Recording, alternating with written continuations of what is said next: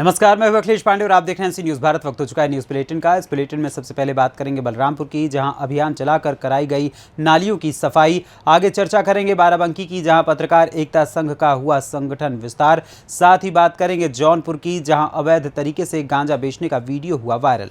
और भी तमाम खबरों पर आइए विस्तार से करते हैं चर्चा। खबर बलरामपुर से है, जहां स्थानीय नगर पंचायत में साफ सफाई अभियान चलाकर नालों की साफ सफाई कराई गई। इस दौरान नवनिर्वाचित नगर अध्यक्ष ने भ्रमण कर सफाई व्यवस्था का जायजा भी लिया। नगर पंचायत अध्यक्ष प्रिंस वर्मा ने बताया कि गौसड़ी नगर में सफाई अभियान चलाकर मेन रोड पर जरवा रेलवे क्रॉसिंग के निकट लगे कूड़े के ढेर को जेसीबी से हटवाया गया। बाजार में पुराने पटे नाले और लठावर में एवं मझौली में बिस्कोहर रोड को साफ कराया गया। इसके अलावा वार्ड नंबर 4, 8, 7 व 14 में व्याप्त गंदगी की जेसीबी से साफ सफाई कराई गई। इस दौरान सुनील विश्वकर्मा, त्रिवेणी कनौजिया, सूर्या प्रजापति, यशराज चौधरी, विकास चौधरी, राजू प्रजापति, नकुल आदि सभासद एवं सक्रिय कार्यकर्ता मौजूद रहे। बलरामपुर से सी न्यूज़ संवाददाता अजय कुमार आर्य की रिपोर्ट। खबर बाराबंकी से, जहां अध्यक्ष मयंक सैनी के आह्वान पर बाराबंकी के थाना असंद्रा क्षेत्र में डॉक्टर पंकज गुप्ता के आवास पर पत्रकार एकता संघ के संगठन विस्तार को लेकर वरिष्ठ जिला उपाध्यक्ष मोहम्मद नसीम के नेतृत्व में व जिला अध्यक्ष महेंद्र सिंह की अध्यक्षता में बैठक आयोजित की गई। बैठक में दर्जनों पत्रकार साथियों को पत्रकार एकता संघ में नई जिम्मेदारी देते हुए शिव शंकर व राजू को जिला उपाध्यक्ष, डॉक्टर पंकज गुप्ता को जिला संगठन मंत्री, आनंद द्विवेदी को जिला वरिष्ठ मंत्री, काशी सिंह बगावत को जिला महामंत्री, ओम नारायण अवस्थी को जिला सचिव, मोहम्मद खुर्शीद व मोहम्मद इकरार को जिला मंत्री व मोहम्मद सईद को जिला सह सचिव के पद पर नियुक्त किया गया। पत्रकार एकता संघ की बैठक हुई है और यहाँ पर चलिए हम बात करते हैं जी बताइए, क्या ये पत्रकार एकता संघ की जो बैठक हुई है इसमें क्या क्या चीज़ें हैं, क्या क्या चीज़ें आपके द्वारा पत्रकारों को बताया गया है, किस सिस्टम से काम करना है, कृपया बताएं। जी, सबसे पहले मैं आपके चैनल को धन्यवाद कहता हूँ। हमारा नाम महेंद्र प्रताप सिंह है, जिला अध्यक्ष पत्रकारिता संघ बाराबंकी जी। और हमारे जो राष्ट्रीय अध्यक्ष हैं वो डॉक्टर कुलदीप सिंह जी हैं और प्रदेश अध्यक्ष मयंक सैनी जी हैं और इसके जो संस्थापक हैं जुनेद सानी जी हैं। हमारे राष्ट्रीय अध्यक्ष के आदेशानुसार हम लोग चाहते हैं कि हमारा जो परिवार है बाराबंकी में वो भव्य रूप धारण करे, इसलिए कि देश का चौथा स्तंभ कहे जाने वाला जो आज पत्रकार है, सबसे ज़्यादा अगर चाहे अधिकारी हो, प्रशासन हो, शासन हो, अगर ज़्यादा पीड़ित इस समय है तो पत्रकार है। अगर खबर चलाएगा तो उसके पर कार्रवाई होगी, अगर उसके पक्ष में खबर चलाओगे तो वाहवाही होगी। तो हम चाहते हैं जो हमारे ईमानदार भाई जितने भी पत्रकार हैं, अगर वो पत्रकारिता के क्षेत्र में काम कर रहे हैं, ईमानदारी से काम कर रहे हैं, वो हमारे इस पत्रकार एकता संघ के संगठन से जुड़ें और जो भी लड़ाई होगी हमारे राष्ट्रीय अध्यक्ष से लेकर के और हमारे द्वारा जो भी भरसक प्रयास होगा, हम आंदोलन से, संघर्ष से, जिस तरह से रात अगर 12 बजे हमारे पदाधिकारी अगर हमारे संगठन में नहीं भी है, कोई पत्रकार अगर पत्रकार के ऊपर कोई आँच आ रही है, अगर उसने आमंत्रित किया है, बुलाया है हमें, हमसे अपनी बात बताई है, तो हमारा संगठन, हमारे सारे पदाधिकारी अगर वो संगठन में नहीं है तब भी उसकी मदद की जाएगी और हमारे पत्रकार बंधुओं का शोषण नहीं होने दिया जाएगा।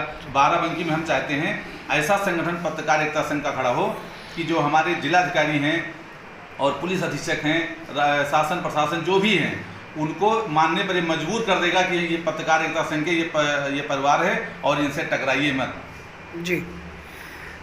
और आपके द्वारा पत्रकारों को क्या बताया गया कि मतलब क्या किस तरीके से उनको काम करना है, किस सिस्टम को फॉलो करना, कुछ ऐसा है?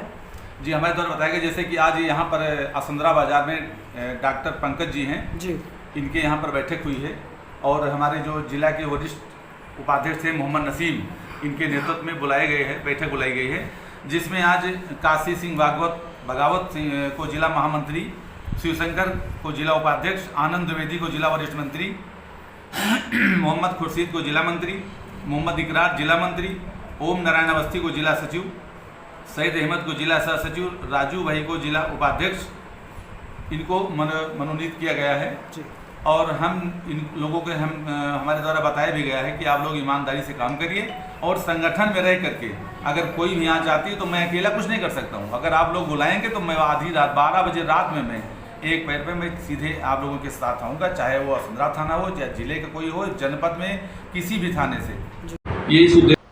बाराबंकी से सी न्यूज़ संवाददाता विनोद कुमार की रिपोर्ट। खबर जौनपुर से है, जहां भले ही पुलिस गांजा बेचने वालों पर नकेल कसती हुई नजर आती हो, लेकिन गांजा बेचने वालों को इसका कोई खौफ नहीं है। तभी तो पुलिस चौकी से महज 1 किलोमीटर की दूरी पर धड़ल्ले से गांजा बेचा जा रहा है। केराकत कोतवाली क्षेत्र के पुलिस चौकी थाना गद्दी अंतर्गत खर्ग सेनपुर में धड़ल्ले से एक दुकान में गांजा बेचा जा रहा है। वायरल हो रही इस वीडियो को देखिए, जिसमें दिख रहा है कि कैसे गांजा बेचा जा रहा है। वहीं गांजा बेचने का वीडियो सोशल मीडिया पर तेजी से वायरल हो रहा है। ऐसे में देखना अहम होगा कि पुलिस इन गांजा बेचने वाले आरोपियों पर क्या कार्रवाई करती है। जौनपुर से सी न्यूज़ संवाददाता प्रवीण कुमार की रिपोर्ट। खबर उन्नाव से है, जहां बुधवार को लखनऊ कोर्ट परिसर में हुए गोलीकांड की घटना को लेकर आज उन्नाव कोर्ट का भी निरीक्षण किया गया। लखनऊ कोर्ट के SC/ST कोर्ट परिसर में एक परिवार जमानत के लिए आया था, तभी अचानक गोलियां चलना शुरू हो गईं। घटना में एक बच्ची को गोली लगने से वो घायल हो गई थी, जिसे इलाज के लिए KGMU लखनऊ में भर्ती कराया गया था। आज यूपी के मुख्यमंत्री योगी आदित्यनाथ भी घायल बेटी से मिलने पहुंचे और उसका हालचाल जाना। इधर घटना के बाद से सभी कोर्ट परिसर की सुरक्षा व्यवस्था को लेकर पुलिस द्वारा चेकिंग शुरू कर दी गई है। इसी कड़ी में उन्नाव पुलिस अधीक्षक शशि शेखर सिंह द्वारा उन्नाव कोर्ट परिसर का निरीक्षण किया गया। निरीक्षण के दौरान लगने वाले सभी ड्यूटी पॉइंट चेक करने के साथ ही कोर्ट परिसर में आने वाले वकील व फरियादियों को चेकिंग में सहयोग करने का आग्रह किया गया। सर, कल लखनऊ में घटना होने के बाद आज आपके द्वारा कोर्ट का निरीक्षण किया गया, किस तरह का निरीक्षण किया गया, क्या सुरक्षा के इंतजाम किए जा रहे हैं? मेरे द्वारा जनपद न्यायालय का समय समय पर निरीक्षण किया जाता है और यहाँ की सुरक्षा व्यवस्थाओं का जायजा लिया जाता है। अब से लगभग 1 सप्ताह पहले भी मेरे द्वारा निरीक्षण किया गया था। आज पुनः लखनऊ की घटना के परिप्रेक्ष्य में मेरे द्वारा निरीक्षण किया गया है। सुरक्षा व्यवस्थाओं में जो कुछ कमियां थी उसको सुधारने के लिए बताया गया है। चेकिंग फ्रिस्किंग के बारे में बताया गया है और कुछ वकीलों के जो समूह हैं उनसे भी आग्रह किया गया है कि वे स्वयं भी पुलिस द्वारा जब चेकिंग फ्रिस्किंग की जाती है उसमें अपना सहयोग प्रदान करें, जिससे कि पूरा चेकिंग फ्रिस्किंग का कार्यक्रम सुरक्षा को दृष्टिगत रखते हुए सुचारू रूप से चलाया जा सके और किसी भी प्रकार के अवैध व्यक्ति का प्रवेश न्यायालय परिसर में हम वर्जित कर सकें। उन्नाव से सी न्यूज़ संवाददाता अजय कुमार की रिपोर्ट। लखनऊ कोर्ट रूम में गैंगस्टर संजीव जीवा की सरेआम हत्या के बाद बुलंदशहर खुर्जा कोर्ट में सुरक्षा व्यवस्था बढ़ा दी गई है। CO इंस्पेक्टर समेत तमाम पुलिस अफसर कोर्ट की सुरक्षा व्यवस्था चुस्त दुरुस्त करने में जुटे हुए हैं। खुद CO खुर्जा ने भारी पुलिस बल के साथ कोर्ट परिसर में सुरक्षा व्यवस्था का जायजा लिया और कोर्ट में लगे CCTV कैमरों की भी पड़ताल की। मेटल डिटेक्टर और बम निरोधक उपकरणों के साथ कोर्ट परिसर में सुरक्षा व्यवस्था की जाँच की जा रही है। क्या नाम है आपका? भानु प्रताप सिंह एडवोकेट, महासचिव दी बार एसोसिएशन खुर्जा। ये जैसे हत्या हुई है लखनऊ में, क्या कहेंगे? जी, इस पर हमारा तो पहले से भी ये मानना रहा है, मांग रही है हमारी वकीलों की और उत्तर प्रदेश बार काउंसिल की ओर से भी रहा है। सारी बार एसोसिएशन मांगती हैं और पूरे प्रदेश में चल रहा है वकीलों की ओर से कि एडवोकेट प्रोटेक्शन एक्ट लागू किया जाए।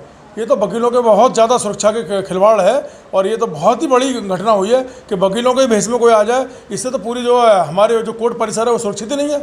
ये तो सरकार से हमारी वकीलों की सुरक्षा की मांग रखी गई है और अब तक इसमें सरकार ने किसी ने भी कोई ध्यान नहीं दिया है। कहीं ना कहीं सुरक्षा में चूक है, एक जज के सामने गोली 7% चूक है। इससे बड़ी घटना क्या होगी? कोर्ट परिसर में ही मर्डर हो रहा है, इससे बड़ी घटना क्या हो सकती है? ये तो बहुत जो सुरक्षा के खिलाफ है मामला और हमारे वकीलों के प्रति ही इसमें बहुत ज़्यादा खतरनाक बात है कि वकीलों की क्या सुरक्षा है। और कई बार मांग रखी गई है, साल भर से 2 साल से चल रहा है एडवोकेट प्रोटेक्शन एक्ट लागू, अभी किया ही नहीं है। सरकार ने वकीलों की सुरक्षा के प्रति कोई ध्यान अभी दिया नहीं है। चेकिंग की जा रही है, किस तरह का अभियान चलाया जा रहा है? वरिष्ठ अधिकारियों के निर्देश पे पूरे जो कोर्ट की है उसकी सुरक्षा व्यवस्था को एक बार उसका अध्ययन किया जा रहा है और यहाँ पे जो लोग भी आते हैं उनकी प्रॉपर चेकिंग और फ्रिक्सिंग कैसे हो रही है कैसे नहीं हो रही है उसका पूरा पर्यवेक्षण किया जा रहा है। बुलंदशहर से सी न्यूज़ संवाददाता नितिन सिंह राजपूत की रिपोर्ट। केंद्र सरकार के 9 साल पूरे होने के बाद फतेहपुर जिले में आए यूपी सरकार के डिप्टी CM ब्रजेश पाठक ने बड़ा बयान देते हुए कहा कि सपा और अरविंद केजरीवाल के गठबंधन से बीजेपी को कोई नुकसान नहीं होगा, ये गठबंधन भी फेल होगा। 2024 में बीजेपी प्रचंड बहुमत से सरकार बनाएगी। उन्होंने ओम प्रकाश राजभर की पार्टी से गठबंधन के सवाल पर कहा कि ओम प्रकाश राजभर उनके मित्र हैं और आने वाले समय पर गठबंधन के बारे में बताएंगे। वहीं कर्नाटक में हार के बाद यूपी में बीजेपी को कांग्रेस से खतरे के सवाल पर उन्होंने कहा कि कांग्रेस को 2024 में 0 सीट मिलेगी, बीजेपी को कोई खतरा नहीं है। वहीं प्रदेश में अधिकारियों की कार्यप्रणाली पर किए गए सवाल के बारे में जवाब देते हुए उप मुख्यमंत्री ब्रजेश पाठक ने कहा कि यूपी की कानून व्यवस्था नंबर 1 पर है। पीछे करो हाथ भाई। सफलतापूर्वक संपन्न हुआ है। माननीय प्रधानमंत्री नरेंद्र मोदी जी के 9 वर्ष के कार्यकाल में जो उपलब्धियां भारतीय जनता पार्टी ने हासिल की है, अंतर्राष्ट्रीय स्तर पर या अपने देश में, प्रदेश में, सभी को हमें जन जन तक पहुंचाना है। मैं दावे के साथ कह सकता हूं, गरीब कल्याण योजनाओं ने आम जनता के जीवन स्तर में बदलाव लाने का काम किया है। उनके जीवन स्तर को ऊपर उठाने में भारतीय जनता पार्टी सफल हुई है। आज हर गरीब आदमी महसूस कर रहा है उनका भी अपना कोई अभिभावक है माननीय मोदी जी के रूप में, जिन्होंने सभी को पक्का मकान, सबको उज्ज्वला गैस, सबको शौचालय, सबको जल जीवन मिशन में शुद्ध पेयजल, इसके अलावा ढेर सारी योजनाएं, चाहे किसान सम्मान निधि हो, चाहे 5 लाख तक का निःशुल्क इलाज हो, चाहे कोरोना काल से लेकर अब तक निःशुल्क राशन हो, सैकड़ों ऐसी योजनाएं हैं जो गरीब आदमी के जीवन स्तर को बदलाव लाने में सफल। सर, आज अखिलेश और केजरीवाल जी की लखनऊ मुलाकात हुई, किस तरीके से देख रहे हैं? देखिए, मैं दावे के साथ कह सकता हूँ, मैंने अपने भाषण में भी कहा है, समाजवादी पार्टी कोई भी प्रयत्न कर ले, गठबंधन पूरी तरह से फेल साबित होंगे, क्योंकि गठबंधन समाजवादी पार्टी कांग्रेस पार्टी को हो चुका है, समाजवादी पार्टी बहुजन समाज पार्टी को हो चुका है, और 2022 में छोटे दलों का समवेत गठबंधन भारतीय जनता पार्टी से पूरी तरह से परास्त हो चुका है। 37 वर्षों के बाद भाजपा ने जनता के आशीर्वाद से दोबारा सरकार बनाई है। मैं दावे के साथ कह सकता हूं कि 2024 में हम प्रचंड बहुमत से देश में माननीय मोदी जी के नेतृत्व में सरकार बनाएंगे और उत्तर प्रदेश में 80 लोकसभा सीटों में से हम 75 से अधिक सीटें जीतेंगे और प्रचंड बहुमत से दोबारा। इसमें लखीमपुर खीरी से फिर रथ यात्रा चालू किया गया।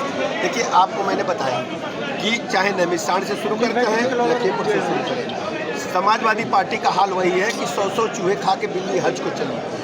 जब प्रदेश में सरकार इनकी रही है, अराजकता, गुंडई, माफियाओं को पुष्पित पल्लवित करना, बहु बेटी की इज्जत आबरू खतरे में, व्यवसायियों के उद्योग धंधे चौपट करना, उनकी गुल्लक को लूटना और बुरी तरह से अराजकता, 1000 से ऊपर दंगे करना, उत्तर प्रदेश के लोग समाजवादी पार्टी को कुकृत्यों के कारण कभी माफ नहीं करेंगे। पर कई गठबंधन एक साथ राजभर के साथ बातचीत चल रही है आपकी, वो किस लेवल तक पहुंची? क्या आगामी चुनाव में तय माना जाए गठबंधन? देखिए, राजनीति से इतर भी हमारे मित्र होते हैं। ओम प्रकाश राजभर जी हमारे मित्र हैं। समय आने पर हम गठबंधन के बारे में बताएंगे। कांग्रेस को कितना बड़ा खतरा मानते हैं आने वाले विधानसभा चुनाव में? आप बताओ, कर्नाटक में अगर आपसे पूछे, हिमाचल में हम कर्नाटक के छोड़ो, उत्तर प्रदेश के बारे में आप क्या नतीजा रहेगा? उत्तर प्रदेश के बारे में, कांग्रेस के बारे में आप बताओ क्या है? उनको यहाँ 0 सीट मिलेगी। कर्नाटक शून्य अंडा। क्यों? अभी कितनी है? अभी कितनी है बताओ? आप बताइए ना, क्यों 0 मिलेगी? अभी 1 सीट है तो 0 हो जाएगी। ये तो आप खुद जानते हो, पत्रकार हो। सवाल। फतेहपुर से सी न्यूज़ संवाददाता शहनशाह आबदी की रिपोर्ट। खबर गोंडा के थाना क्षेत्र वजीरगंज ग्राम जलालपुर से है, जहां पीड़ित की सुनवाई न होने पर पीड़ित अपनी जान देने को तैयार है। आपको बता दें कि थाना क्षेत्र वजीरगंज के जलालपुर गांव में दबंगों ने प्रेमनाथ शुक्ला की जमीन फर्जी हस्ताक्षर के बल पर पेपर बनवा लिया और फिर जमीन पर कब्जा भी कर लिया, जिसको लेकर पीड़ित प्रेमनाथ थाना, तहसील और मुख्यालय और अदालतों का चक्कर काट रहा है। सीमांकन, हदबरारी और न्यायालय के आदेश के बावजूद भी पुलिस और रेवेन्यू विभाग कब्जे दिलाने के नाम पर केवल ठगी करके दिन काटने का काम कर रहे हैं। जनपद गोंडा के अंदर वजीरगंज थाना क्षेत्र में अपनी पानी की टंकी पर चढ़ना, पीड़ितों का टावरों पर चढ़ना पुलिस व राजस्व विभाग के लिए एक आम बात हो गई है। अभी पिछले महीने ही ऐसे ही एक जमीनी विवाद के चलते दबंगों से प्रताड़ित होकर एक महिला पानी की टंकी पर जान गंवाने के उद्देश्य से चढ़ गई थी। क्या नाम है आपका? रमेश। कहाँ के रहने वाले हैं? जलालपुर साहब। क्या दिक्कत है कि आपके पिताजी पानी की टंकी पे चढ़ गए? सर, उनको न्याय नहीं मिल रहा है, इतने दिन से वो परेशान है। 24/7/5 को ही किलाबंदी हुई थी। किस चीज की किलाबंदी हुई थी? हमारी ही जमीन वो जबरन कब्जा किए हैं। किसके पैमाइश हुई थी? एसडीएम तरफ? हाँ, एसडीएम के यहाँ से हुई थी। किलाबंदी के बावजूद भी लोग छोड़ नहीं रहे हैं? नहीं छोड़ रहे हैं सर, कई बार किलाबंदी हो चुकी। जोत लिए हैं कि घर बना लिए हैं? नहीं, जोत रहे हैं जबरदस्ती। पुलिस को सूचना आपने दिया था? पुलिस पे सूचना हम देते हैं सर, लेकिन पुलिस कुछ करती नहीं है। मैं क्या करूँ बताओ? अच्छा, इसीलिए वो दौड़ रहे हैं। राजस्व को भी कोई सूचना मिली? राजस्व के जैसा सर वहाँ जो जाया जाता है डीएम एसडीएम के पास, तो वो राजस्व को लिख देते हैं, वो थाना को लिख देते हैं। तो थाना कहते हैं राजस्व टीम आए, हम राजस्व के पास जाते हैं तो वो कहते हैं थाना जाने मैं बार बार पैमाइश कराऊंगा। यही दिक्कत सब है इनको साथ। अच्छा। और कोई इनको दिक्कत नहीं, यही दिक्कत, ये टेंशन है। 8 बजे सर पूजा करते, बिना पूजा करके कहीं जाते नहीं। मंदिर है हमारी खेत में। दोनों की मिली भगत से जो है आपका जमीन कब्जा? ये पुलिस और राजस्व की दोनों मिली भगत है सर। ठीक। अब किस पैसा से हम कमजोर हैं और वो लोग सबल है सर। यही है। तो थाना आपकी मदद नहीं करता? नहीं, हमारी मदद करती सर। तो 24/7/5 में हमारी कब्जा हुआ था सर, जब विजय शंकर यादव दरोगा थे तब। ठीक। उसके बाद में कई दरोगा आते हैं, कोई कब्जा करा देते हैं, बस दूसरे जाते हैं तोड़वा देते हैं, पैसे लेके यही सब काम होता है। ओके। गोंडा से सी न्यूज़ संवाददाता इंद्रेश कुमार श्रीवास्तव की रिपोर्ट। खबर मथुरा से है, जहां गोवर्धन में गुरुवार को भारत सरकार के पर्यटन मंत्रालय की ज्वाइंट डायरेक्टर निशा सिंह दिलीप सिंह गोवर्धन पहुंचे। जिला पर्यटन अधिकारी DK शर्मा सहित विकास प्राधिकरण के AE राजीव माहेश्वरी, अनिल सिंह आदि के साथ मल्टी स्टोरी पार्किंग स्थल का बिंदुवार निरीक्षण किया। निशा सिंह ने बारीकी से निरीक्षण कर मल्टी स्टोरी पार्किंग की दीवार से गिरी टाइल और बस स्टैंड की छत से पानी के रिसाव वाले पॉइंट की फोटोग्राफ्स लिए हैं। इससे विकास प्राधिकरण के अधिकारियों में खलबली मच गई। अधिकारी नाकामी छिपाने के लिए इधर उधर बंगले झांकने लगे, जिसके बाद ज्वाइंट डायरेक्टर ने मानसी गंगा और पारासोली में चंद्र सरोवर का निरीक्षण किया। मानसी गंगा के प्रदूषित पानी और जर्जर घाटों पर नाराजगी जताई गई। वो इसकी रिपोर्ट पर्यटन मंत्रालय भारत सरकार को देंगी। गोवर्धन मथुरा से सी न्यूज़ संवाददाता विष्णु शर्मा की रिपोर्ट। खबर हरियाणा के रेवाड़ी से है, जहां 1.5 वर्ष पूर्व हरियाणा के रेवाड़ी स्थित एक निजी कॉलेज में कार्यरत गणित के सहायक प्रोफेसर पर उसी कॉलेज के एक छात्र ने आरोप लगाया कि प्रोफेसर ने उसके मोबाइल फोन पर अश्लील मैसेज और तस्वीरें पोस्ट की हैं और इसे लेकर छात्र ने प्रोफेसर के खिलाफ पुलिस में मामला दर्ज करवा दिया। अब लंबी जाँच के बाद प्रोफेसर को निर्दोष पाया गया और पुलिस ने उसे क्लीन चिट भी दे दी, लेकिन झूठी शिकायत दर्ज करवाने वाले छात्र पर 1.5 वर्ष बाद भी पुलिस ने कोई कार्रवाई नहीं की है, जबकि कॉलेज प्रबंधन ने पीड़ित प्रोफेसर को कॉलेज से निलंबित कर दिया। अब थक हार कर पीड़ित ने न्याय की गुहार और उम्मीद न्यायालय का दरवाजा खटखटाते हुए लगाई है। प्रोफेसर संजय कुमार ने और पीड़ित ने अधिवक्ताओं से इस दौरान क्या कुछ बताया, आइए आपको सुनाते हैं। क्या आपको क्लीन चिट मिल चुकी है? हाँ जी। और दोषी के खिलाफ कार्रवाई नहीं हो पा रही, इसके पीछे क्या समझते हैं आप? जिन्होंने भी जांच करी उन्होंने तो मेरी हर तरह की जांच करी। मोबाइल गुड़गांव लैब में भेजा गया, कॉल डिटेल निकाली गई, सब कुछ किया गया। जो सागर है उसके मोबाइल की कोई जांच नहीं की गई। जो आधार कार्ड जमा किया गया सागर ने, उस आधार कार्ड की भी जो आईओ था कोई जांच नहीं करी किसी तरह की भी। तो इसके पीछे क्या मानते हैं कि पुलिस कर्मचारियों की अधिकारियों को मिली भगत है?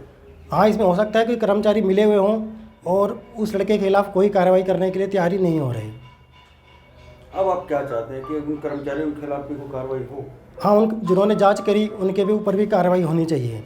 आप सरकार से क्या करेंगे? मेरी मुख्यमंत्री से यही निवेदन है कि ऐसे भ्रष्ट अधिकारियों के ऊपर कार्रवाई की जाए ताकि वो एक्शन ले सकें, इनके ऊपर न्याय मिलना चाहिए।